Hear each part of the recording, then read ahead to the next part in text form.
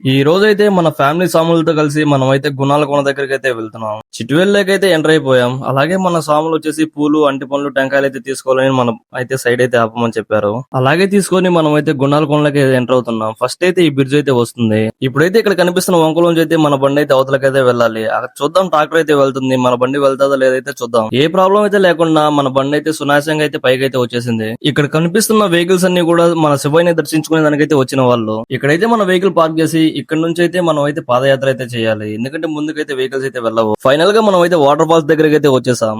చూడండి ఎంతమంది భక్తులు అయితే వచ్చారు ఈ శివయ్యని దర్శించుకునే దానికైతే. స్వామిని దర్శించుకునే దానికైతే క్యూ లైన్ అయితే చూడండి ఎంతమంది అయితే ఉన్నారు. స్వామిని అయితే చూపిస్తాను, మీరైతే దర్శనం అయితే చేసుకోండి. ఆ కనిపిస్తున్న యారో మార్క్ దగ్గర అయితే చూడండి.